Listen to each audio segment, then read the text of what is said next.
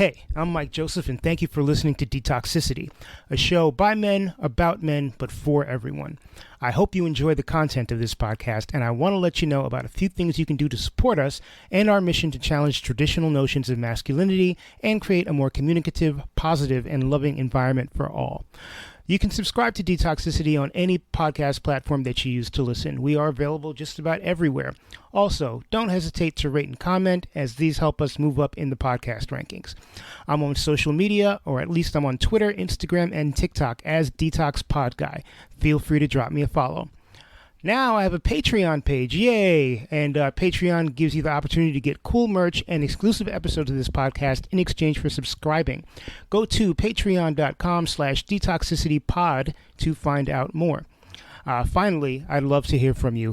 Whether you found an episode of the podcast particularly enjoyable or enlightening, or you know someone who'd be a great guest, or you'd like to offer constructive criticism, or if you yourself would like to be on the podcast, hit me up. Reach out to me at one of the aforementioned social media channels, or if you're old school like I am, drop me an email, detoxpod@gmail.com.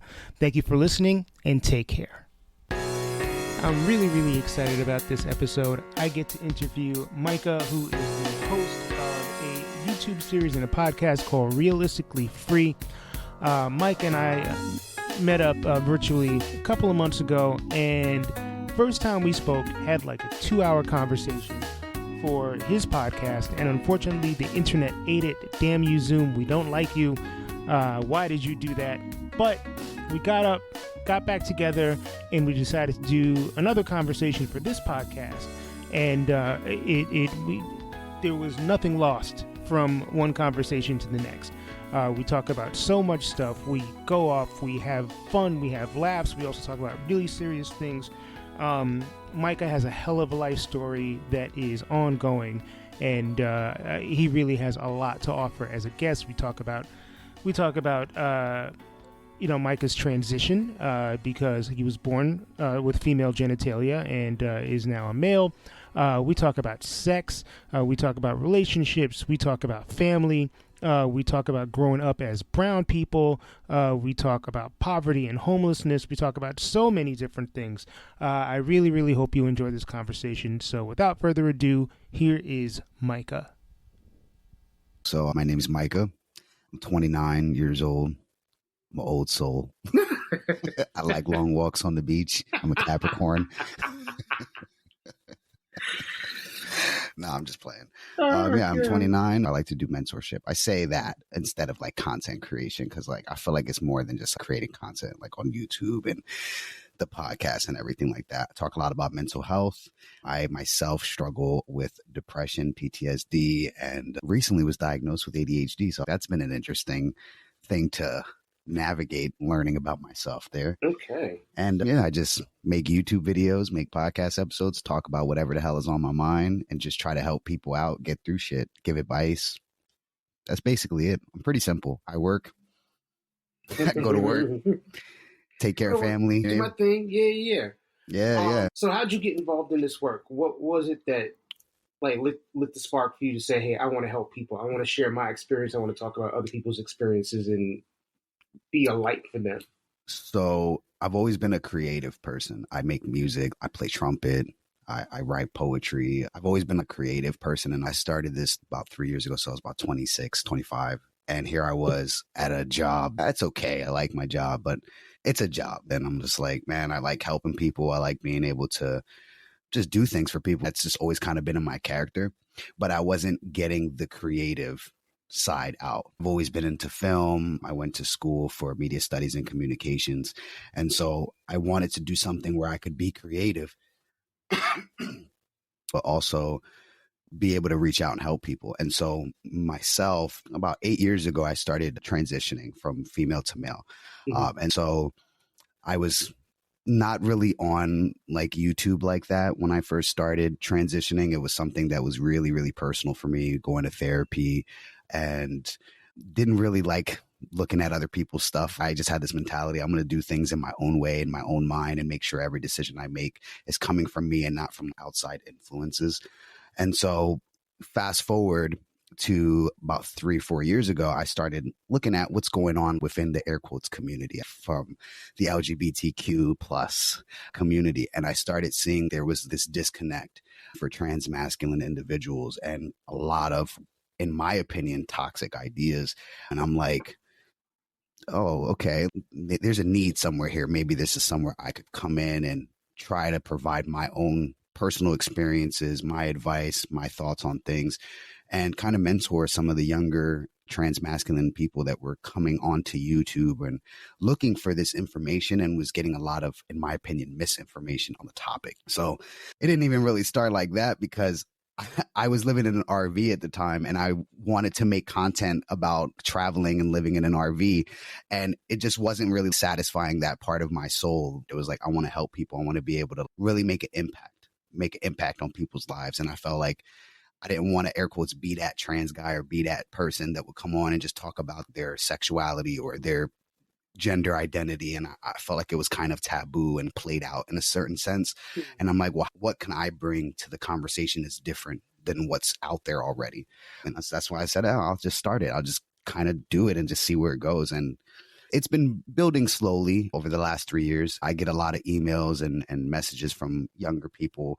Usually they're teenagers. Sometimes they're in their 20s. And I think the most surprising thing that I have seen is actually a lot of older people coming to my channel, people in their 50s, their 40s, their 60s.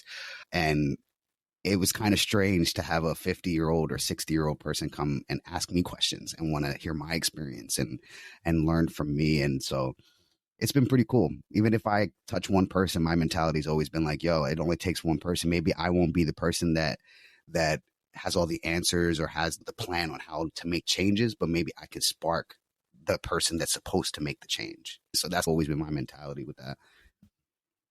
So many questions arise as a result of that monologue. One thing sticks out to me though, which is what the hell were you doing in an RV?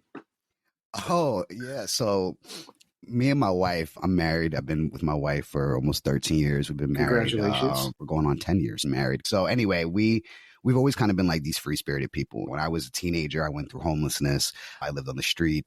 And I found that was a time in my life, which although it was stressful as a teenager to live on the street, it was actually a very freeing experience. I didn't know it then at 16, but as I got older, I reflected back on that. And I was like, wow, that was actually a freeing period of my life where I did have responsibility, right? I had to take care of my basic needs, food, clothing, shelter, but I didn't have the stress I think that sometimes comes with brick and mortar living or the materialistic part of life. Like they say, the more money you make, the more problems you have.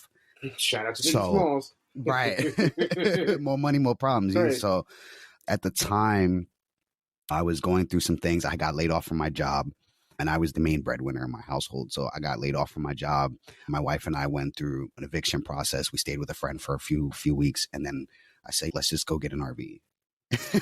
Because we've always been like that free spirited. And I've had that experience all my life, really. I bounced around. I never really had stable living growing up. So it seemed very natural for me. And I'm learning now through therapy, I crave, how did my therapist put it? Controlled chaos. Ha! I thrive in controlled chaos in that I'm a thinker. I like to figure out how something works. I like to problem solve. So I'm learning now that I thrive in controlled chaos. I want there to be enough that I can problem solve and fix things, but not enough where I'm constantly in a state of stress. If that makes sense. It makes sense. I think I'm similar in a lot of ways, but there's another side to that, right? It's like there's complete chaos, there's controlled chaos, and then on the far side, there's, I want to say boredom, but there's calm. Yes. Complete calm. How do you find you react in situations where there is no drama, no chaos at all? I'm bored. And that's the ADHD because there's nothing for me to figure out. There's nothing for me to think about. Like I'll think, of course, because I'm just a thinker. I naturally overanalyze every possible outcome of every single situation. I drive myself crazy. I drive my wife crazy with it. But I find that when things are too calm, I'm bored. Mm. And I wonder sometimes if that's just a reflection of our society of constant consumerism, constantly looking for the next big thing, that type of thing, the instant gratification. So I wonder if that's a result of that, where I find that when things are calm, I'm bored. And so I have found that because of my past of kind of being someone who self-sabotages, I'll create problems so that I can fix problems. So we talking the same language right now. Yeah. We are talking the exact, and I also wonder if that's a function of childhood chaos, that because you don't know what it's like to be in a situation where it's calm, or you have this, what's the word that I'm trying to use here? This sense of calm, like horror movie-ish, right? Like it's like when things are calm, it's right before the person jumps out of the thing and scares the shit out of you. But I find that that's a result of trauma, though. People who don't experience that, they're not waiting for the other shoe to drop. Right. My whole life has been struggle. That's all I know. That's literally all I know. I was literally having a conversation with my mother actually last week. It was pretty intense, pretty emotional. And she said she was talking about things that were going on in the world, especially with like transgender people. It's something that we don't really talk about. Like, I don't think every day about being trans. It's not something you think about every single day. It's just a part of who you are and you live your life. Exactly. Right. So there was something on the news. I can't remember exactly what brought the conversation up. But my mom was like, I worry sometimes about you, that you put your face on YouTube, on all these places that potentially millions of people can see.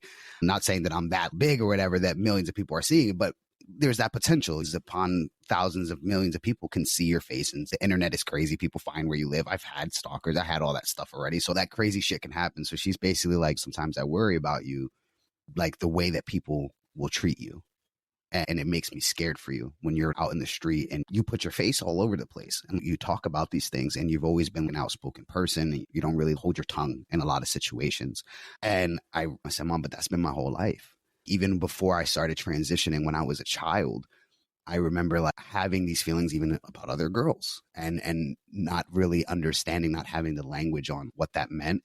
And I remember even back then when my father was alive, speaking with my father, and I remember that there was some TV show. I can't remember what it was now. We're talking early 2000s, like somewhere around there. So 20 years ago, I don't even remember what the show was, but there was a part in there where there were two girls that was kissing. That was the first time I had ever seen that on TV. It's something I always kind of felt internally, but I never saw it. I only ever saw gay men, or if they were talking about trans people, it was typically in like a joking manner, and they were trans women being the butt of the joke. It was just drag, or what they termed back then cross-dressing. It wasn't like an air quote serious thing. It wasn't the way people were living their lives. So I remember seeing that and my dad being disgusted by it. And I remember asking my dad, what if I was like that? Would you feel that way about me? And it was my way of trying to open that conversation with my father. And he was like, don't say that. God made this man and woman. And my dad was very, very religious. So it was like, oh, I can never tell anyone about this. And so when my father passed away, I remember I had a conversation with my aunt shortly after. She came up from Florida and she was like, you're a lesbian. You like women. She was very direct about it, but almost kind of mean. And at 12 years old, that I didn't even know what the word lesbian was at the time. Yeah. I was like, no, I'm not. But I had a girlfriend and everything. But I was like, no, I don't like women. And lesbian never even felt right for me. Right. Hindsight's 2020, right? So thinking back, I can be like, well, that's why I never kind of identify with that label, because I didn't feel like I was a lesbian. I just was like, in my mind, I like women. Like, what do you mean? It's normal. And so I remember as I dealt with that, in a sense, it was like bullying from my own family. You see what I'm saying? And then as I was getting a preteen and into my teenage years, living in the town I lived in, there wasn't many other girls that like girls or guys that like, you didn't see that. And so it's not something that was widely accepted like it is now, or more talked about like it is now. Right. But the way that I dressed, I was constantly bullied for the way that I dressed. I always was very masculine. I played sports that you typically saw boys playing, like basketball. I was on an all boys team because no other girls played. So I was bullied a lot because everyone was like, you're a lesbian. I'm not going to say the other word that people really use. You could fill in the blank. Yeah. 4-letter D word. Yes. The ditch word. So I was called that. I was called butch. I was called the F word. I was called all types of stuff. In my teenage years, I was bullied a lot because of the way that I dressed, the way that I presented myself. I was always very masculine. And at the time, being born or assigned at birth as a female, however people want to say it, I don't want to offend nobody. I usually say that I was born a female. It doesn't bother me to say that. And so I was used to that my whole life.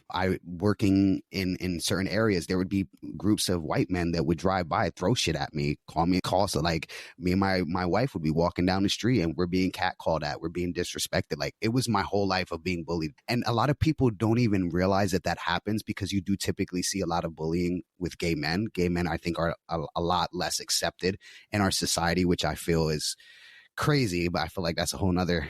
That's a whole nother conversation. But I think that's not talked about a lot either, that a lot of women do get bullied for their sexuality. It's not taken as seriously either.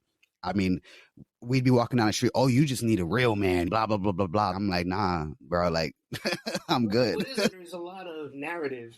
And again, this might be a generational thing. This definitely was part of my generation, where people were like, if a woman was involved with another woman, it was a phase or it was an experiment. Like, yeah. Particularly if those women did not assign to stereotypical presentations of what a lesbian was supposed to look like. Right. Right. If it was, you were too feminine, or I don't know if you remember back in the day, they said you're too pretty to be gay. Right. You're too pretty. Yeah. I mean, and not to say that I didn't have these preconceived notions in my head as well, but they were like, lesbians are masculine presenting, they wear flannel, they drive a truck, all that kind of stuff. I mean, you look like Ellen, or you look like, there's a very stereotypical presentation of what gay men and gay women look like. And that presentation is obviously not always, maybe not even usually the case. But I do think that people who present in more of a stereotypical fashion have to unfortunately face the brunt of the bullying that happens. Absolutely. Absolutely. And so that's something I dealt with my whole life, whether it was my whole family or strangers. And so when I started transitioning, I mean, I got death threats. Literally, I mean, I was in a small people town. You knew? These were strangers. Literally, I would go to the barbershop. At the time. I wasn't what people call passing, air quotes. I hate that term, meaning I didn't look yet like a man. Right. Or the stereotypical version of people think a man should look like. Right. Because I didn't have facial hair yet. I didn't have top surgery yet. This was very early on in my transition. And I was going to barbershops and they were like, that's a this and that. And they would say stuff. And that was my whole life, though. But at this point, I was like, I really don't give a fuck. Do what you're going to do. I'm going to live my life. If me existing bothers you, that's your problem. Like, I'm not going to change who I am or not do what I'm doing because it offends you for some reason that I exist. And so point, I guess, in sharing all of that is when I was speaking with my mother, she was very concerned for me. And I said, Mom, you don't understand. This has been my whole life. My whole life, I've been treated this way. Whether it's because people thought I was a lesbian, whether it was because I was dating women, whether it was because I was too masculine in their opinion, whether it's because I played sports, no matter what I did, I had something to say about it. Working in sales, going to barbershops, I had customers that were like, I'm going to come back with a gun. I'm going to shoot you. And I told them, go ahead, do it. I'll be here. I'm here till 9. That is ridiculous. I'm here all week. Yeah, seriously. Come through, pull up. And so a lot of people tried to intimidate me. And sadly enough, when I went to do my name change legally, I had to have my record sealed because of that, because I knew my address is going to be in there. People are going to know where I live. And I'm already getting this type of like treatment. Like imagine now people have access to know where I live, what my name was before, what my name is now, all of that type of stuff. So I was never necessarily scared for myself. I was more scared for like, if something happened to me, how that would affect my family. Because in my mind, it's like, I can't live my life like that. I can't sit here and be afraid of how people are going to treat me or change who I am because people are going to not like it. So I was explaining to my mother, you got to understand, Mom, this has been my whole life. Before even transitioning, before putting my face on camera, before talking about these types of issues that are within the community, within society, before putting my voice out there, I was always treated this way. So this isn't nothing new to me, and it doesn't bother me anymore. It doesn't bother me anymore because I accept myself for who I am, whether people understand it or not. But transitioning brought a whole other slew of problems, though, too. So I got too much shit going on to worry about what somebody else think about me. I wonder, going through the experiences that you've gone through, I think would make somebody really bitter. Hurt people, right? That's the saying they keep saying. And you've been through a lot of hurt. What was it within you that still, even through all that, is like, I want to help people? I'm stubborn. And like, I feel like, honestly, it was a lot of therapy, a lot of introspection. And also because I wasn't always this like, or this like, I want to help people, because I've helped a lot of people throughout my life and I got burned a lot in my life. So there was a period of time, I would say between the ages of 18 and 20, maybe like 17 and 20, where I was like, fuck everybody. I dealt with drug and alcohol abuse for a few years as I didn't understand what I was really going through, because you got puberty, you have all these other life situations, right? Like my dad passing away, my mother had a heart condition, she wound up having health issues. I'm at 14 taking care of my mom. So I went through so much in that period of time. I started self-medicating, doing drugs and drinking and stuff like that. And so I then went through a period of time once I became homeless. I was just like, fuck everybody, fuck everything. I'm just going to look out for me. Like, fuck all y'all. I was in a very toxic relationship. It was just all bad. And then I always attribute a lot of this when I met my wife. I feel like she really opened my heart. She really opened my heart again, because it was someone that really cared about me more than I even cared about myself. And at the time, I was so toxic. I can admit that. I was in a bad place. I didn't need to be with nobody. But at 17, remember, we know everything. Of course we do. And nobody can tell us shit. Of course we do, yeah. So she really opened my heart up. But I didn't have the experience or the knowledge, I guess, at that time in my life to really know what to do with that. So I feel like in a lot of ways, I tried to sabotage it because I didn't know what to do with that. I didn't know what to do with someone who cared about me or who loved me or who wasn't trying to do me dirty. And so I still struggled with drugs and alcohol. Eventually, I did get clean and sober. And at that point, I was like, I need to go to therapy, because I was in a really dark place. I was very suicidal. At this point in my life, I tried to kill myself already 3 times. Jesus. I was like, I need help. It was that realization that I think I need help. Right. And it was when my wife cried to me on a Christmas evening and I was going through withdrawal and just like out of it. And she was like, yo, like, I can't watch you kill yourself anymore. At that point, I was like 120 pounds, skin and bone. Just all I cared about was getting high. That's all I cared about, because to me, it was something that like numbed the pain. Right, of, you're like, escaping. It was an escape, right? Absolutely. Yeah. And so I started going to therapy. And as I started going to therapy and realizing, yo, I don't need to be like this. I can choose who I want to be. I don't have to let my past and things I've been through in my life define who I want to be and who I want to become. So therapy led me to a lot of revelations about myself, about my trans identity and my trans experience. I did a lot of introspection about my life, and I'm still in therapy now, because at that point I did stop. I stayed in therapy for probably like 3 years. Got to a place where at least I was sober and I was on the path, and I was like, okay, like I think I'm good right now. I don't need therapy right now, because I think people misconstrue that as well with therapy, is that you have to do it forever. Right. And you don't. Right. It's not something you need forever. Like for me, my journey has been, I do it for a while, then stop for a minute. And then when I feel like I need it again, I come back. And the short-term solution, for some people, it's a longer-term solution. For other people, it's kind of like you come and go. Right. I think that sometimes it can be a double-edged sword for a lot of people who have codependent tendencies. Yeah. And I definitely was someone at that point in time who had a lot of codependent tendencies. So it's something like you start to use it as a crutch, in my opinion, where you'll be like, oh, therapy for everything, instead of using the tools that the therapist gives you and be able to be a critical thinker. You start to depend on that person to almost think for you or tell you what's wrong with you, instead of you trying to find those answers within yourself. And so I stopped going to therapy after I had been in it for about 3 years.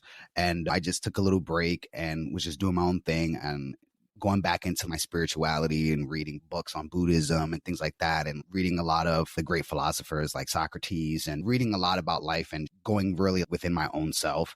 And so I felt like I was doing great, and I kind of just kept going on my journey, I guess. And honestly, like even as I started transitioning as well, that was definitely a big turning point in my life, because it really helped me to embody myself, if that makes sense. A lot of times I felt like I wasn't really in my body. I didn't really like how my body was, and I was really depressed about it. And that made me suicide. So it was a lot of that. So when I started transitioning and really just having this mentality of fuck everybody, but with love, I know that sounds crazy, but that changed my whole life. Like, fuck everyone, but with love. Like, I love everybody. I know people say, oh, love is a serious word and you should only say it to people romantically. And I disagree. I feel like love is universal. You should love everybody, be compassionate towards people, and be as empathetic as you can be, or sympathetic of people, and try to understand people. So when I kind of had that switch in my mind of, I'm going to just do me, like, I love everybody. Even if you hate me, even if you wish bad towards me, I'm going to send love to that person anyway. Because I've noticed as I've gotten older, usually when people dislike me, it's because they see something in me that they either want for themselves, or I challenge something about themselves, whether that's emotionally or mentally. And I'm not saying that they're trans or that they're gay or whatever, just I challenge them in some way that makes them uncomfortable. And so I think that that's why I've had just a different way of thinking, even after everything I've been through. I don't want to be the hurt person that hurts people. Just because things happen to me in my life doesn't give me a license to be hurtful to other people. Right. That's for me to deal with. Those are my problems, not for me to put those problems on other people. I don't want to be a villain in somebody else's story because somebody was a villain in mine. And so that's just how I try to live my life. Hey, I could be bitter and I could be cynical. Well, what is that doing for me? That's not going to do anything for me. And I look at it like this. I'm damned if I do and I'm damned if I don't. So I might as well do what I want. That's what I live by. I love what you're putting down. I'm wondering, because you're putting yourself out there and because you're trying to help people, what are some of the common questions that people ask you about? A lot of the common questions that I get is a lot about physical stuff. Usually, how did testosterone change your personality or your physical body? And I always say, like, testosterone didn't change my personality. I'm the same person. I've changed, of course, because I've gotten older. I've grown. Life is about change. You should never be stagnant. You're always going to be learning and growing as a person. So the common questions is usually, what has testosterone done to my body? And so I don't know how rated R we could get on this, but you can talk about whatever you want. People tend to ask me about my genitals a lot. If I had the surgery, that's usually how people pose that question.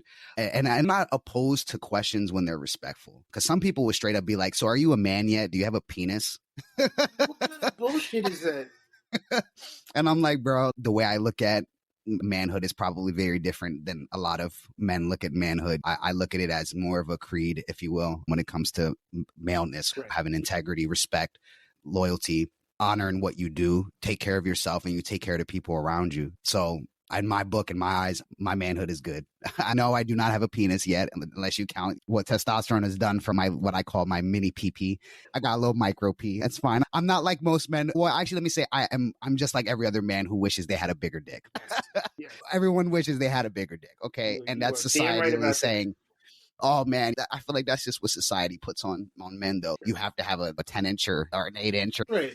To me, that's so stupid. It's like, all right, first of all, there is this societal standard that having a big dick is this sign of sexual virility, is this sign of like super masculinity. Like if you have a 10-inch dick, you're going to roll out and kill 10 people and destroy towns. And, you're a warrior. You know, the rule warrior the world. dick. Yeah, exactly.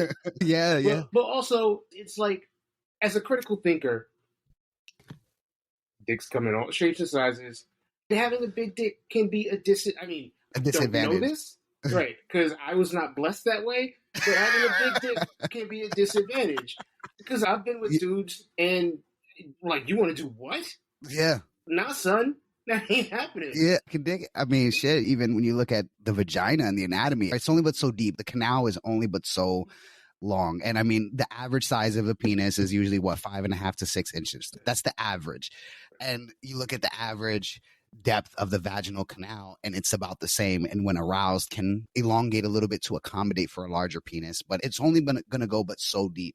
So I feel like that's just a vain thing. Society puts too much weight, no pun intended, to how big a dick should be.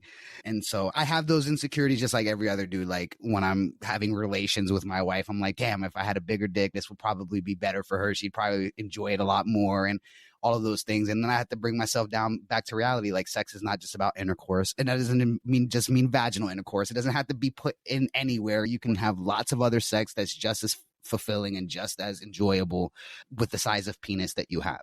Now, personally, do I want bottom surgery? Absolutely, but not because I want it for sexual purposes. I could literally have a 3-inch dick, and I mean, I have a 3-inch dick, but I could have a 4-inch or a 5-inch dick and be like, I'm totally fine with that. I'm good as long as I have one, if that makes sense. It's more about just wanting to have that alignment. It's something I feel like I should have. I call it phantom dick. I'd be having phantom dick and phantom balls sometimes. I'd be like, yo, where's my shit? I don't know how to explain that. I'd be reaching. So it's something I do want to have in the future. And I do have consultations and things like that set up for it. But it's not something that I think about on a daily basis of like, oh my God, if I don't have this, this won't make me a man. I don't look at it that way. It's not what makes me a man. I just personally feel like I'm missing a limb. That's the only way I can explain it. Now, I guess then that would start a whole nother conversation of biology and genetics. And it also does make you a man because you feel like you're missing a limb. I still don't look at it that way. People try to twist what I say. So I always try to be as precise as I possibly can when I'm speaking. And also keep in mind, I speak for Micah. I don't speak for the whole trans community. Right. There's this big misconception, and this only happens with minority groups. Yep. When one person from a particular minority group speaks, their views are the views of every single person in that minority group. And it goes back to critical thinking.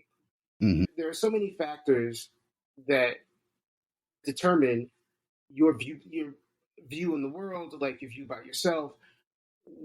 How could you possibly think that just because people share a skin color, or they come from a particular place, or they have a certain sexuality, or they feel a certain way about gender, that they all think the same? We're not rolling off the assembly line. Mm-hmm. There's so much other stuff that goes into what makes you who you are. Mm-hmm.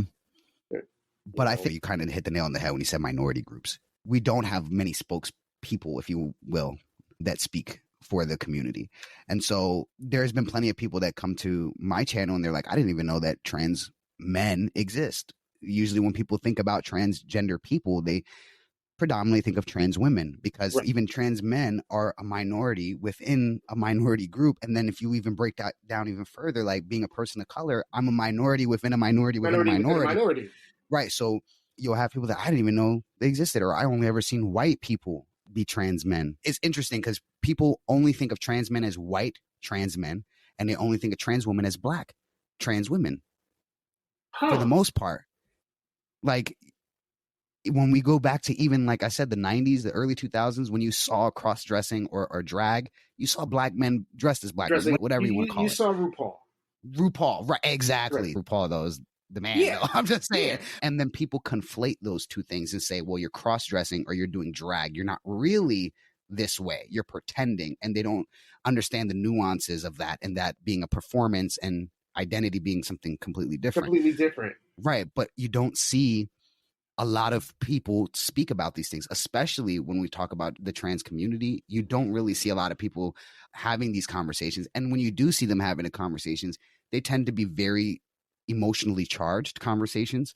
They're not clear and calm-headed and like, let's seek to understand each other. And now with what's going on in the world, everything is becoming so polarizing and politicized. Everything is about politics now when we're talking about the LGBTQ plus community, specifically when we're talking about the trans people. Look at all of the bills that they're passing now and how they're trying to take gender affirmation services like hormone therapy, surgeries and things like that. They're trying to make it that you have to be 26 to even be able to make that decision, which I find to be ridiculous, because if I'm old enough at 18 to be considered adult and to go to jail as an adult, and you're saying that at 18 years old, I can get into a loan that I will have to pay for the rest of my life, and I'm of sound mind enough to make those types of decisions that can financially ruin me for the rest of my life, but I can't change my body that I have to live in every single day. This is my body. Now, granted, I've said it before, I get a lot of shit for it. I'll say it again. I don't think that anyone under 18 should be able to medically transition. That's my personal belief. But I also believe that it's none of my fucking business. That's between you, your parents, and your doctors. I'm not a medical professional. So the fact that we have these lawmakers coming in and saying what people can do with their bodies and their medical situations is crazy to me. Because if I wasn't trans and I'm 18 and I had the money right now, I can get breast implants. Yep. I can get butt fillers. I can get lipo. I can get a nose job. I could change anything I wanted as long as it made me more, air quotes, sexually appealing. Right. But there's females right now and women right now, and I don't want to be offensive to people, but like That people who have vaginas right now, I don't know what other term to use, that you can can't say even vagina have, having people. yeah, vagina having people that can't even get access to hysterectomies, who can't have access to abortions. Look, my beliefs should not trump what people do with their body and their life. That's what we live in the great US of A, right? You're supposed to have the freedom of choice, regardless of how other people feel about your choices, as long as you don't directly impede someone else's rights or choices. Right. And someone choosing to be who they feel that they are, whether that's in terms of gender or sexuality, is not impeding on anything. And I want to bring it back to something that you said a little earlier, which really sticks with me, and I believe as well, which is that when people are vehemently opposed to these types of things, it is because you are a reflection of something in them that they are not entirely comfortable with. Whether they personally have gender or sexuality issues, this might be a little ignorant. I personally think that every homophobe is someone who is struggling with feelings about their own sexuality. I could see that. I would challenge that a little bit and go a little step further and say that it challenges their personal beliefs in general, not necessarily just their sexuality or their gender identity. But I was having a conversation about this last night, one of my friends and my wife, and we were saying how like, yo, it's crazy how much has changed within the generations, right? You look at like our parents who would be considered Gen X, I believe. I'm Gen X. Okay, so my mother is 57. My father, I think, is 55 or something like that. Born in the 60s. Yeah. Born in the 60s. You got to figure civil rights and segregation ended, what, 50 years ago? Right. So they were alive at some point in that part of separation. Like we were having this conversation about Puerto Ricans specifically, right? How within our culture of Puerto Ricans, there's a lot of colorism. And a lot of racism in that. Like in the summer when I'm getting dark and people look at me, oh, you look at the little moreno, the little negrito. And it's like they'll look at you and say, you're too dark to be Puerto Rican. You must be black. And they look down on that. Or if you're too light skinned and like me, I have hazel eyes, they'll say, you're too white to be this. So there's a lot of colorism and racism in there. But look at the generation they came from where there was segregation and separatism, right? Then you look at our generation or my generation of millennials. And we still have a little bit of both, right? We've seen the effects and were raised with those same ideas. We had to learn to challenge those ideas and think differently. And so I think that when people start talking about trans people, gay people, we challenge a lot of beliefs that we were raised with, right? And to take it a step further, like I said earlier, when I started transitioning, I had a whole other slew of problems, especially once I started, air quotes, passing in the world as a man. I had a lot of other problems that, to be quite honest, that I never expected to have. As I started transitioning, before transitioning, I was never super emotional, but it was acceptable for me to cry. As a woman, it was very acceptable for me to cry, for me to say, I'm hurting, I'm upset about this situation, or I feel like if in a relationship, I'm not getting equal treatment or those types of things. I could go to my wife and say, I expect you to work because we're a partnership. As a man now, I was challenged on that. Like, no, you're a man. You're supposed to risk your life. You're supposed to protect your people. You're supposed to financially provide for everything, even though your mental health is going to shit. As a woman, I could walk down the street. I could see another woman with her children and be like, oh, wow, you have beautiful children. And it would be socially acceptable to do that. Whereas now as a man, I was at the park with my niece literally a few days ago, and this random little boy was like talking to me. And I didn't think anything of it at the time. I'm like, oh, look, he's so cute. He's a cute little boy. He's around. I'm looking around like, where the fuck is his parents at? Because he was by himself in the park. And he's like, hey, do you want to like lift this stick up with me? Like, he's a child. He saw me and my friend, two other men, and he's like, oh, I want to be big and strong. I didn't think anything of it until I looked over and I see his parents just giving me the side eye. Like, why are you talking to my child? My kid. Yeah, exactly. But as a woman, that would have never been a thing. But people immediately assume because I'm a man, I'm a predator. I never expected to have that type of treatment. And it made me so much more aware of the experience of biological men and what they went through their whole life. And so I'm cognizant enough to be aware of the differences in the treatment. And I try to speak out on that as well. And I get a lot of shit for it. There's privilege on both ends. There is privilege to being a woman. There's a privilege to being a pretty woman.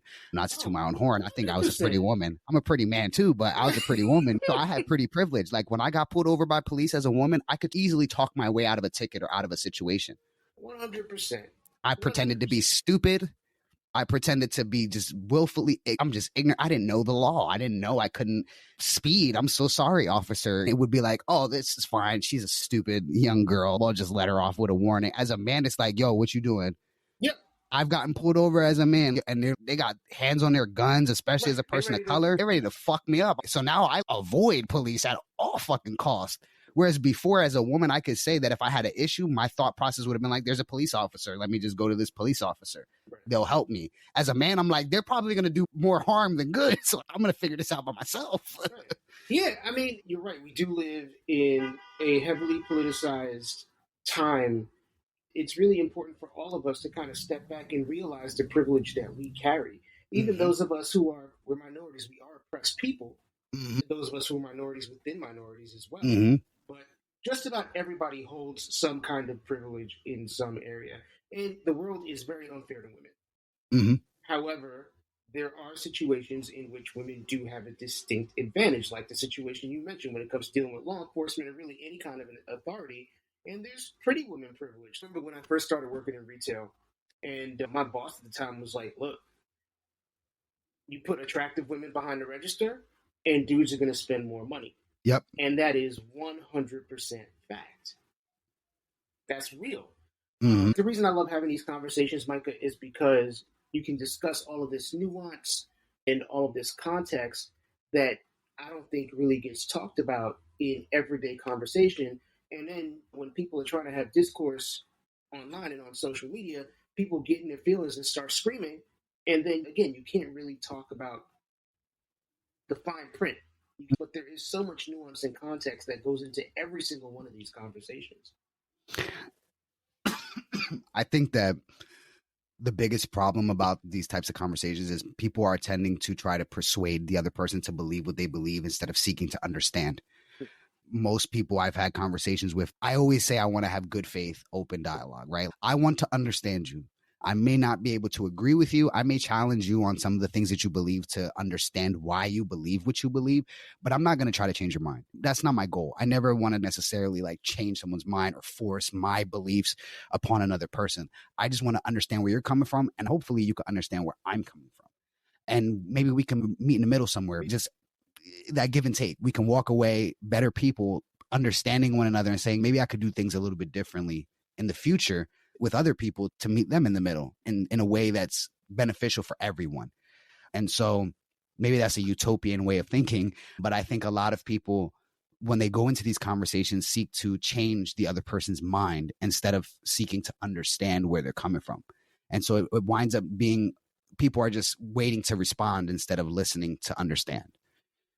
I see that a lot, especially even on my channel. I've had people that are like, well, what makes you a man? And how can you say you're a man? And I think that's another thing that I think I challenge a lot of biological men on, is that from what I've experienced now in my last 9 years of transitioning or whatever, is that a lot of men, when I challenge what they believe on being a man, their fallback is usually, you're not a man, so how could you understand? And it's like, bro, like, I'm not trying to change your mind necessarily, but I just want you to think about why you even think that way. Why do you even think that way? I made a video probably like 2 years ago, and I was complaining. I'm going to say that I was complaining because I had privilege as a woman that if I had to go to use the bathroom, right? I work in a medical field. I deliver durable medical equipment. I go to a lot of hospitals, nursing facilities, things of that nature. Okay. And in the beginning of COVID, a lot of these facilities were locked down. And then on top of that, living in Pennsylvania, they actually closed a lot of the service stations down too. Now, like 90% of my job is driving all around Pennsylvania, New Jersey, Maryland, sometimes New York City. My main job is really driving. I go to these facilities and I assist them with the equipment. I service equipment. I'll deliver the equipment, all those things. But my main job is I'm on the road 90% of the time. So as a woman, I know for a fact, because I've had situations happen where I've gone to gas stations or any place and been like, hey, can I use the bathroom? Even if their bathroom is not open to the public, even if it's air quotes out of order, because that's just another way of saying we don't want you to use our bathroom. We don't want you to use the bathroom. Yeah. 99.9% of the time, if I as a woman went into a place and said, can I use your restroom? They're going to let me use the restroom. Yeah. As a man, though, at the beginning of COVID, I said, yo, this is crazy. I went to a facility that I had gone to so many times because I've been with this company almost 5 years. So many times I have gone to this facility and used the bathroom.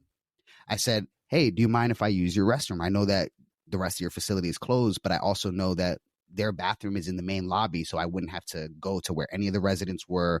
No, so it was like, whatever. What this woman told me? Pick a bush. What? Oh, shit. And she laughed it off. She was like, go pee over there by that tree. And I said, would you go and pee by that tree? Would you pee behind that bush?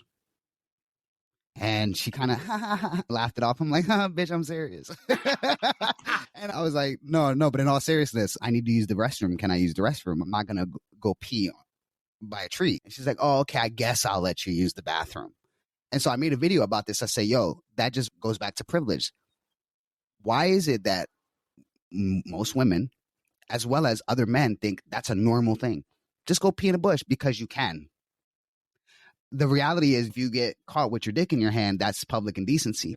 Also, it will put you on a registry. Yes. I don't know if that's a countrywide or just a statewide thing.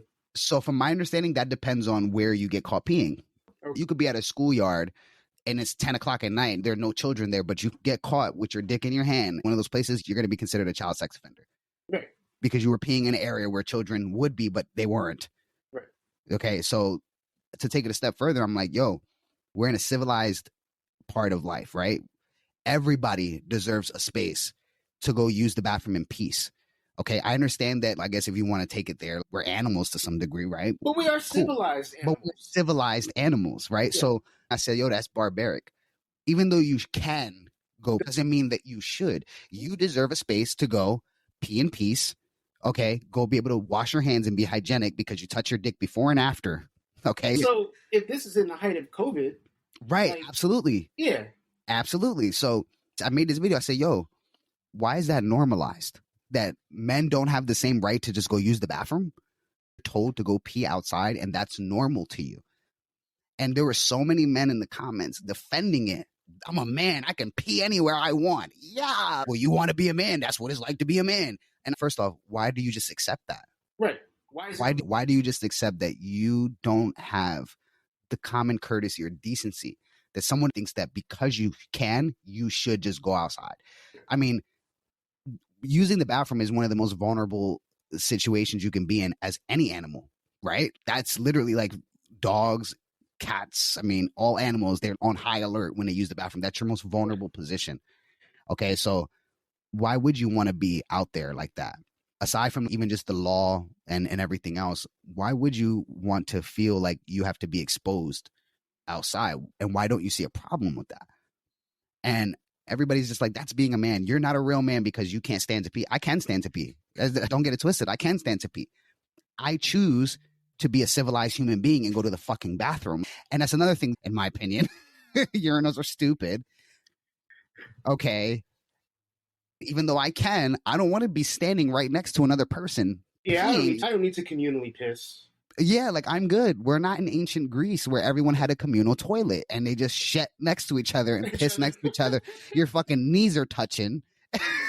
And when I saw the response from that, it saddened the fuck out of me. I'm like, yo, a lot of men do just be like, just take it. To them, it's like a badge of honor to have that type of struggle. And not that I'm saying that that's a huge thing. It's just a small example. But a lot of men see struggle and borderline disrespect as a badge of honor to say, that's what makes me a man. Right. I mean, it goes back to talking earlier about you having the privilege to be emotional when you were living as a woman. It all ties together. Yeah. Where people see this mask of emotionlessness and the stoicism and things like anger and violence and the big dick as signs of virility and masculinity. And like, you're not a real man if you're emotional. And that just leads to so many fucked up people. And the sad thing is, I have had many conversations with women. Not that I'm trying to mansplain or say that I speak for all women, but I've seen so many videos online and spoke personally with a lot of women who kind of perpetuate that narrative though. Oh, I don't want a man who cries or who's sensitive. Like, nah, like, look at that. What is that show on Netflix? I was watching it. Love is Blind. The one woman on that show literally was complaining that the guy that she chose on the show, I can't remember the girl's name now. I think it was Jackie or something like that. And the guy that she was dating, I think was Marshall or whatever. And yeah, it was Jackie and Marshall. And he was very open and communicative about his emotions, about his feelings. And I'm not saying the dude was perfect, because he seemed kind of strange too in other ways, not because of the emotional part. You want a reality show, I feel like there's something there that is there has to not all the way right. Right. But just for the sake of what I'm trying to like kind of convey, is that she multiple times was like, he's too sensitive. He needs to be more aggressive. He needs to be more this. Like, I want a man. Okay, but he is a fucking man. What do you mean? So because he is emotionally intelligent and he's able to identify how he feels and communicate how he feels and maybe even cry or be sensitive, you no longer look at that man as a real man? That's wild to me. So you have a lot of women who want men to be robots, and a lot of men who feel that that is a badge of honor to say, I don't cry. I don't tell my guy friends I love them. That's weird, or that's gay. That's another thing, because gay is seen as feminine, really, is what it comes down to. And when I try to step out of it and look at it, there's a problem with femininity in general. It's not just women. It's just anything that's feminine is considered demeaning. It's weak. It's not good. I mean, back in the day, if you remember back in early 2000s, we would say like, oh, that's so gay. You can't say that now, and I understand why, rightfully so. But I'm just saying that it just goes to show it's always been about the attack on femininity, if anything. But there's a lot of women out there, not all, of course, but there's a lot of women out there who perpetuate that same narrative of femininity is bad for men, but good for us, and you don't need it, and don't take that away from me. And it's really saddening. A lot of men just accept that and say, well, we're the builders, we're this and we're that. And that means that we don't ever have to talk about our feelings and then drive ourselves crazy about it. And right. And that is why men kill themselves at the high rate that they do. I mean, not the sole reason, but I think it's a primary reason, is because you get to a point where you're like, I have all these feelings. I don't know what to do with them. I can't talk about them. I can't express them. So I'm either going to self-medicate to suppress those feelings, or I'm going to explode in a ball of rage and beat some motherfuckers up, or shoot up a place, or react violently in some other fashion, or I'm going to take it out on my partner or members of my family or my children, or I'm just going to say, fuck it, I can't handle it. I'm going to put a bullet in my head. Yep. And I think that more men should, what we're doing basically, of having these conversations. And the sad part about it too is why I tend to try to talk more specifically to transmasculine individuals, because of the fact that I already know, because of my experiences, that if I have these types of conversation with most men who are biologically male, would not take me seriously anyway, because they do not see it the same way. And it partially makes me feel like that's why I want to have the conversation with biological men, because it's like, I see things from a different way that you don't. Not that I know better. It's just that I can see things in a different way, because I know what it's like to not feel like that. I know what it's like to not be treated that way. So going on the other side, if you will, now I'm like, I want to advocate for men to have what I used to have and what I'm going to continue to have, because I'm going to obviously cultivate relationships with people who allow me to be my authentic self, of course. Right. But also, I don't want you to go kill yourself or feel angry and feel upset about this. Yo, if we come together, if you just be willing to be open-minded to a different way of living, your life might actually improve. Right. But we have options. We don't have to stay in that place where we're not being our best selves. Yeah, absolutely. And so I look at a lot of the teenagers or young adults even that come to my channel, and they're discovering this part of their personality, or this part of themselves, I should say, rather. And a lot of them are lost and confused on what it means to be a man. They know that they are. They know that this is who they are and who they want to be and who they choose to be. I always say that this is who you choose to be. It is a choice to some extent. A lot of people don't agree with me on that. That's fine. That's my belief, that to some extent, this is a choice, because I can choose not to transition. I'll probably kill myself, but I could have chose not to. There's still choices, right? Right. You didn't say good choices. Exactly. And so a lot of times I have this conversation, and I see that a lot of us in the transmasculine community are lost, because we have a lot of internalized misogyny when we start transitioning. That's number one. We have a lot of toxic ideas on what it means to be a woman, what it means to be a man, based off of the way that we were treated by the world. And then if you ask a man, a biological man, what does it mean to be a man?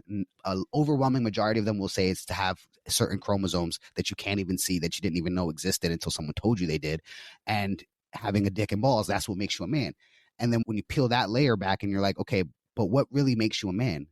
what makes you a real man? Because another thing that people like to use the term real man. Right. So what makes you a man? And a lot of them will say, well, I don't know. Or they'll just go back to, I'm a man because that's how I was born. And so there's a lot of that disconnect. And I think that a lot of people conflate quote unquote real man with quote unquote honorable and virtuous human being. Yes. And honorable but that and looks virtuous different to human different being, people. Yeah. Honorable and virtuous human being is not dependent on gender. Mm-hmm. If you were good people, you were good people. Yeah, facts. And I don't think that gender necessarily has anything to do with that. You can be a real woman if you provide for your family. But the same can be said for a man. Right, exactly. Yeah. Like, it's transferable. Right, but people are still stuck in even gender roles. Yeah. Again, look at I'm not someone that's dating because You're choose married, to be in a monogamous and you're marriage. in a monogamous relationship. Yes, right? I want to make sure that's right. So even I, as a polyamorous person, fall back to what I just said, where I was like, these monogamous things that we have been, we've been taught to think in these terms throughout our entire lives. And even when you're different, sometimes it's like, even if you're black, you see the world through a white lens, through a Caucasian normative lens. Yeah. When you're gay, you see the world through a heteronormative lens. So when you're trans, you see the world through a cisgender lens. All that stuff is stuff that we have to unlearn and are still participating in, even though we know better. Mm-hmm. And I think as our language continues to evolve, that will get better. But I think that, like you said, we kind of default to that because it's something that if I use that terminology, it'll be easily discernible. People can understand what I'm saying. Because if I used even new language that most people are not privy to, they're going to be like, what the fuck are you talking about? Right. So even myself, I choose to be in a monogamous marriage. I'm going to be honest, and I've said this to my wife before. She hates it, but I don't think that monogamy is natural. That's my opinion. I don't think it's natural. That's why we have such high rates of cheating and divorces, because we're forcing ourselves to be in a situation that's not natural for us, or for most people, it's not natural. But anyway, I digress. Because I'm in a monogamous marriage, which I'm fine with being one. Let me preface that I choose to be in one, and I'm quite happy that way. I have too much going on in my life and on my plate to deal with multiple women. I've done it before. It's a lot of work. I'm sure you can attest to that. It's a lot of work. It absolutely is. Yeah. There's a lot of work to deal with that many different people and having a lot of those expectations on you from different individuals on what you have with time and things that they want. But I look at the dating scene and I look at what the state of how things are going because I'm just a curious person by nature. And I can see that the gender roles are still very much in full effect.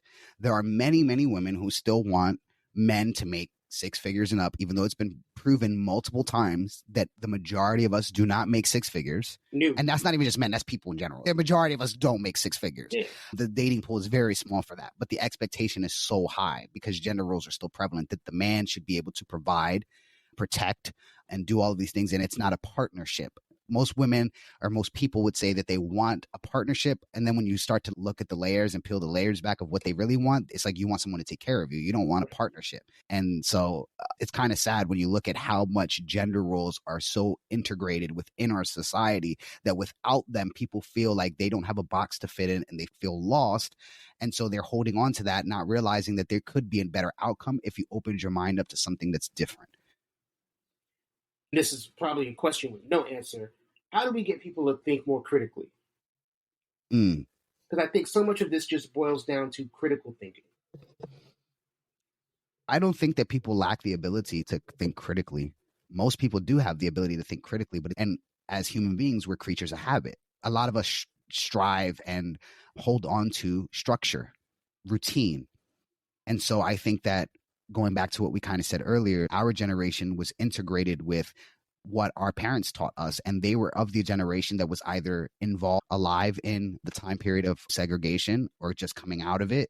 And so still had a lot of those lingering effects. And so a lot of the ways they think is because that's what they know. That's what they've seen. It's conversations I have with family members all the time when we're talking about colorism as well. It's like, yo, why does it matter if I'm darker or lighter or my eyes are this color or that color or your eyes are this color or that color? And so why is there a narrative of hating on our blackness as well? Because that's a part of our DNA. So I think a big part of it is people just default to what they know. I'm sure you can agree, as someone who has gone through therapy, it's hard to look at yourself and look at what you believe and look at your choices and how they have affected your life and be honest with yourself and be like, I fucked up. It's a high level of accountability that's lacking in our society. I don't think it's necessarily the critical thinking. It's if you thought critically about what you believe and about what you think and had to be honest with how you participate in some of the fucked up things in the world, even if it's just by being quiet, you participate in it. I think a lot of people would be like, damn, why did I do that? It's hard to be accountable. It's much easier to say, this is how things have always been and I'm comfortable with them. And why are you trying to change them? Other than saying, well, why do we think this way? And why do we treat each other this way? And why do we believe what we believe? That's harder to do because it involves not only thinking critically, but having a high level of integrity and accountability for the role that you play within how you think.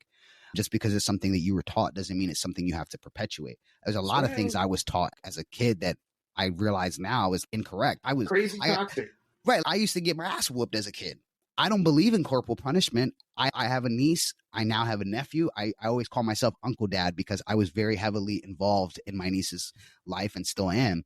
And so I've never raised my hand to my niece. I don't raise my voice at her. I don't yell at her. I don't degrade her. I don't talk down on her. I don't treat her any less just because she's a younger person. She's still a person, and she is in that critical time of her life where she's understanding how to think critically. And so I don't just tell her what to do and just assume that she's going to follow everything I say blindly or expect her to as a trained puppy. Does that make sense? And so, hey, I learned about corporal punishment and I realize the effects of that now as an adult. A lot of us from that generation and now have this mentality. Well, I used to get hit as a kid and I turned out fine. I learned respect for my elders. No, you didn't learn respect. You learned to fear. You learned to fear them. Exactly. You learned to fear them. And even with everything that you learned, there's still school shooters. All these things that you learned that you think are the epitome of parenting did not change the way those people turned out. If anything, you harmed the way they turned out. I'm not out here being violent in it because that's what I was taught was violence. I used to be that way, though. As a teenager, I became a violent individual, especially the place that I grew up in, being very much the hood. Those things seemed very natural and normal, but I disliked them. I didn't learn about affection that much. So that harmed my marital relationship and other relationships growing up because I didn't know how to hug someone and feel comfortable about it. I didn't know how to tell somebody I love them and feel comfortable about telling them I love them. Now I give love freely. I tell everybody I love them, even if I don't know you that much. I still have love for you, even if it's not in necessarily like a super intimate way. So I think that that's a perfect example as to how we learn things growing up and we don't understand the ramifications of the things that we learned going forward. And we try to ignore them because then it would make us question our own traumas, our own things that we've been through that is very uncomfortable to think about. It's very uncomfortable to think about. And so I have these conversations with people all the time. I see them online. They're like, oh, some of these kids just need to get smacked up. No, they don't. Why do you even think that's normal to smack a child? You're saying the child doesn't know better and you're the one that's supposed to be teaching the child. But you think it's okay to raise your hand and be angry and hit a kid because you don't know how to emotionally regulate yourself as an adult. Right. And the message that sends is that the way to solve a problem is through violence. Mm-hmm. So you smack somebody around enough, eventually they're going to get it into their head that, okay, this is the way the people that I quote unquote respect solve problems. Then this is the way that I should solve problems as well. And it perpetuates a cycle. Right. Like they say, violence begets violence. Begets violence. So love, abuse begets abuse. Yes. So now my mantra is, well, love begets love. Maybe if I just be more compassionate to people and show love to people, I'll get that in return. And for me personally, I think that's something that's quite true. I know that's anecdotally, but I get more love on my channel than I do hate. And even the people that send me hate mail and say wild shit, I'd be like, okay, like, love you anyway. I'm sorry you feel that way. I'm gonna block you now because I don't want your toxicity over here. You're not gonna fuck up my mood. And sometimes I'm not gonna fry. I get petty sometimes and I'll be like, yo, shut the fuck up. Shut the fuck up. Because I feel like sometimes I'm not even gonna front. That's my ego of like, I'm like, yo, why are you the way that you are? Why do you have to be an asshole? Who hurt you? Who hurt you? And then I go in on people sometimes and then I got to check myself because I'm like, oh, that's not the message I want to send. I want people to love each other. At the same time, go fuck yourself. Right. Have the day you deserve. Right. Oh, I love that. Have the day you deserve. Look, we're all works in progress, right? We can't have it right all the time. And absolutely. I get it too. Sometimes I want to be like, shut the fuck up. Yeah.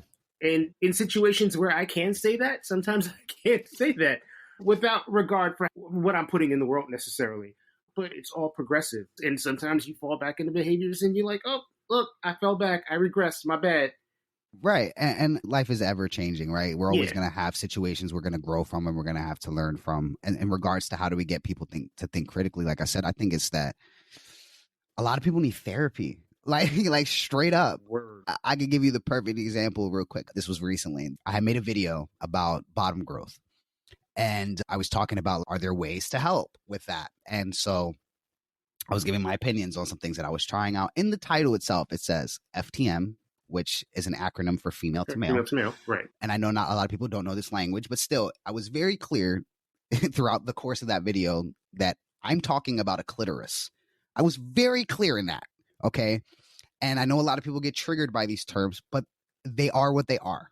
Okay, I'm not saying that you have to use that language for yourself. I'm not saying that you have to like the language. That's on you. I really don't give a fuck. But I was very clear in that I was talking about a clitoris throughout the entire video and I was being very specific. And I try to do that for a couple reasons, because I know some people are going to see that type of stuff and they're going to be like, well, how do I do that? Especially when we're talking about biological men and going back to society saying you have to have a big penis to be manly enough or to have some sexual prowess and be amazing in bed. You have to have a big cock. Never heard of cunnilingus, apparently. Right. And also, again, I will say from personal experience, people with big dicks don't necessarily know what to do with them.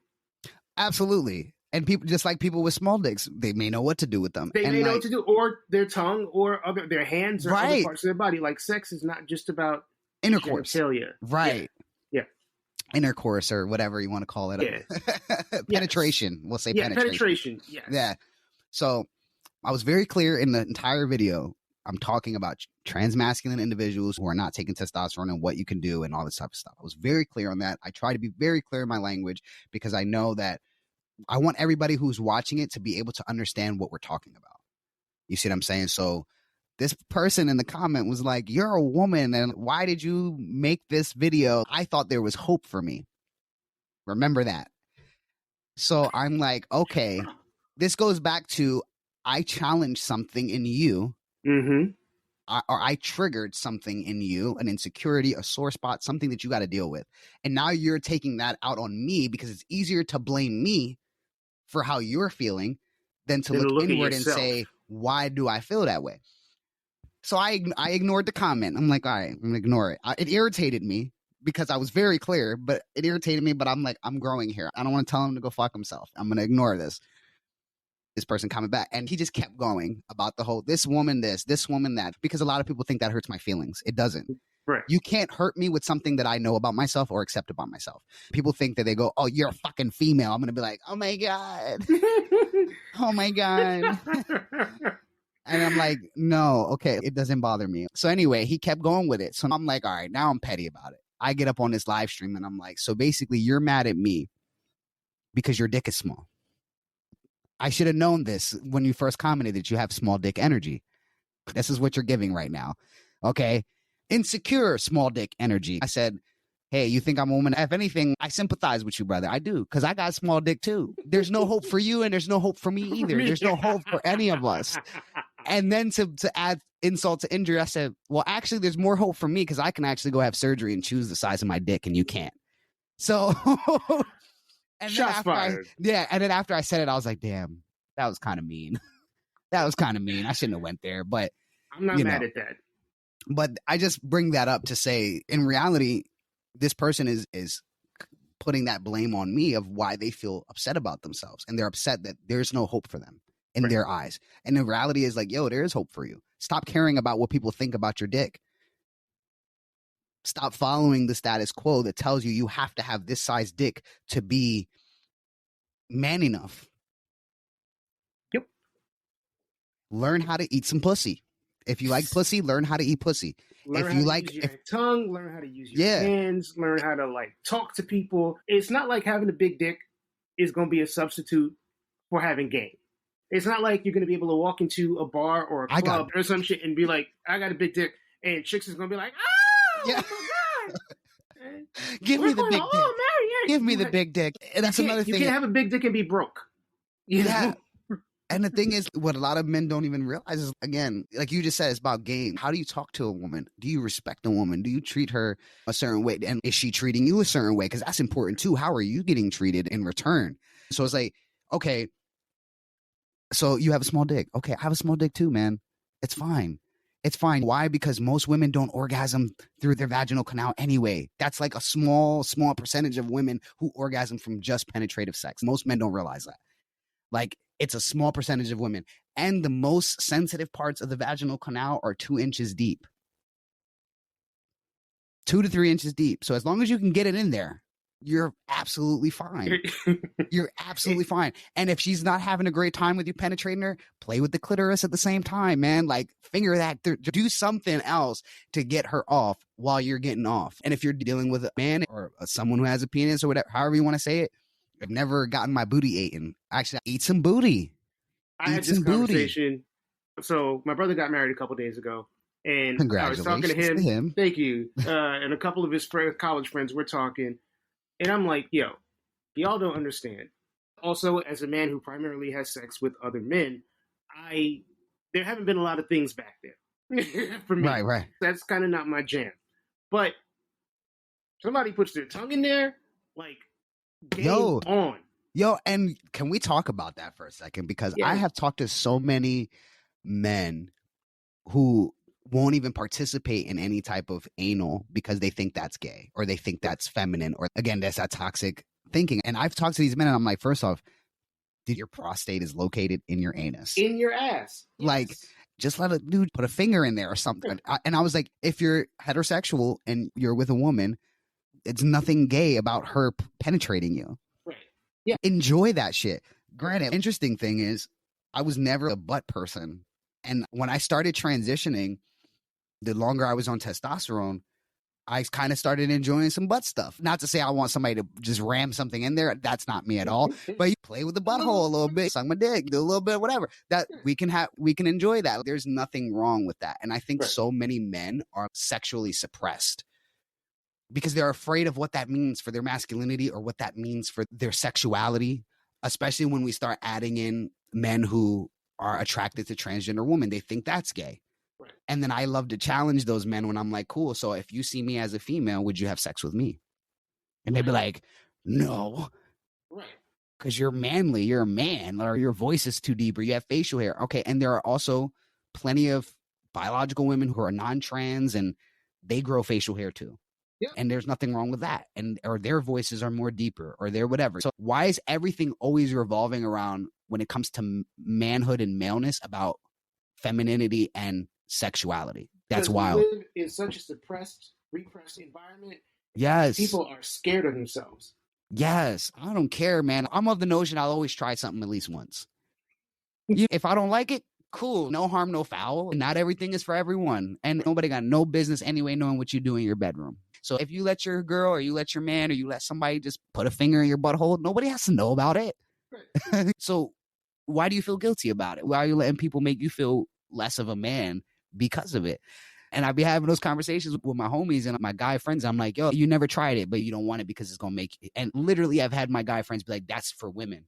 That's a woman thing to be penetrated, or that's a gay thing to be penetrated. It's not a heterosexual thing. And most men would agree with this. I think that to some degree, everybody is capable.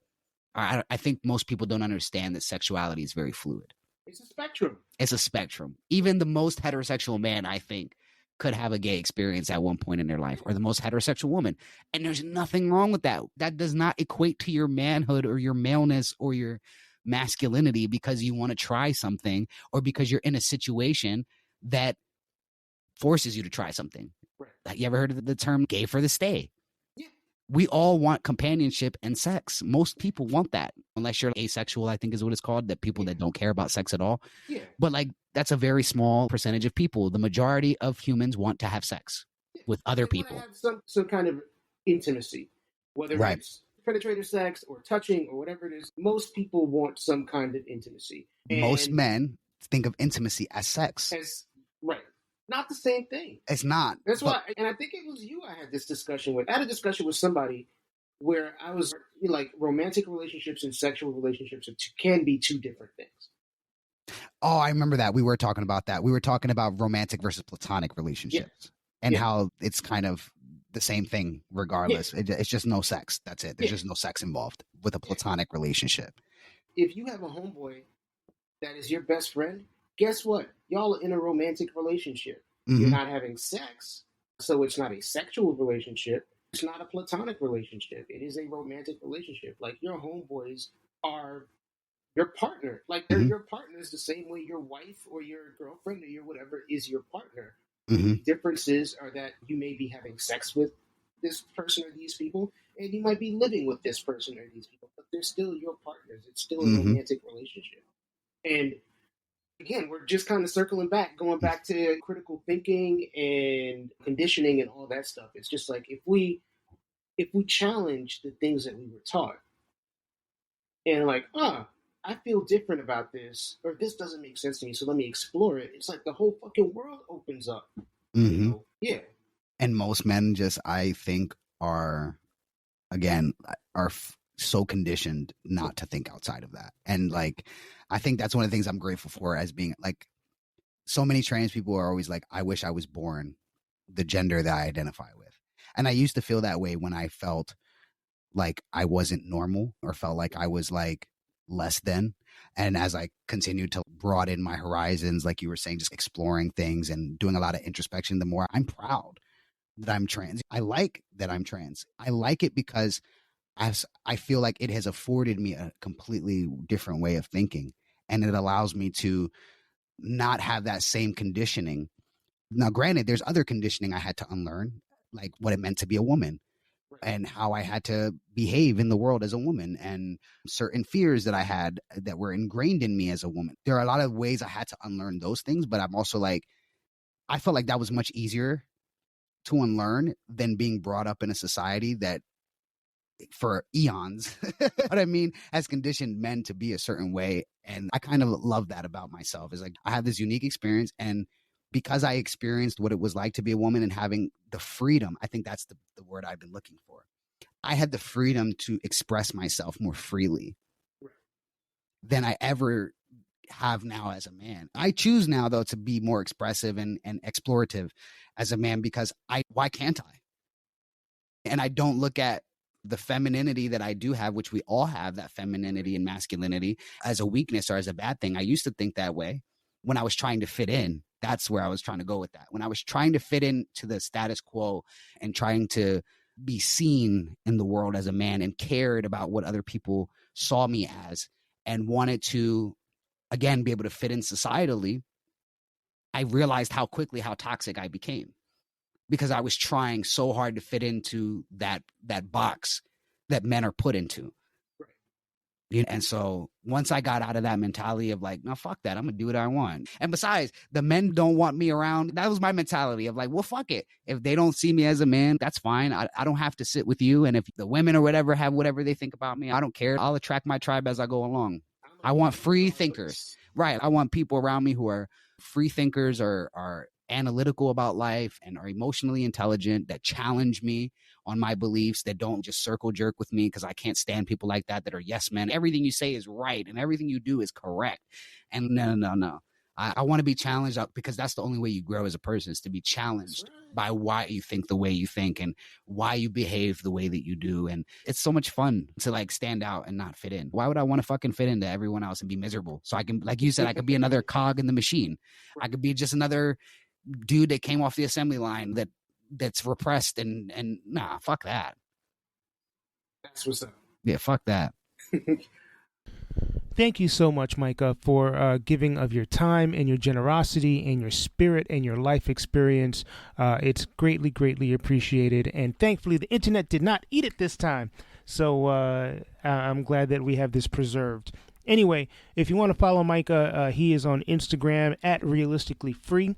Realistically Free is also the name of his YouTube and his podcast, his YouTube series. Make sure you check that out. He also has a Patreon, and you can go to his Linktree. I will drop that in the show notes. It is Linktree, nktr.ee/realisticallyfree. Once again, Micah, thank you so much. We're going to have more of these conversations on your podcast, on my podcast, on both. We're going to make it happen. So I look forward to the next time. Thank you for listening to Detoxicity. I hope you found this particular episode interesting. And if you are new, I hope you go back and listen to all of the older episodes. Once again, my name is Mike Joseph. I am the host and producer of this show. And there are a lot of things that you can do to continue to support our mission, continue to support this podcast. Follow me on social media. I am on Instagram, Twitter, and I'm on TikTok as DetoxPod Guy. You can also send me an email if you'd like. I'm at detoxpod@gmail.com. I am always on the hunt for people with interesting, inspirational, and powerful stories. So if you know somebody who fits that bill, or if you yourself fit that bill, please don't hesitate to drop me a line via email or via social media. Please make sure you subscribe on your podcast platform that you're listening to this on. Rate, comment, help a brother out, help us move up in the rankings. Follow me on social media. Like I said, follow our Patreon, or subscribe to my Patreon, actually. Patreon.com/detoxicitypod. You get access to exclusive episodes. You get episodes a little earlier than the general public. You get a cool ass sticker, lots of stuff. Once again, patreon.com/detoxicitypod. Quick shout out to Calvin Williams for providing the music and doing his magic on the logo, which was originally designed by Jacob Block. I thank you all for listening. I wish you all the best. Please take care of each other. Till next time, peace.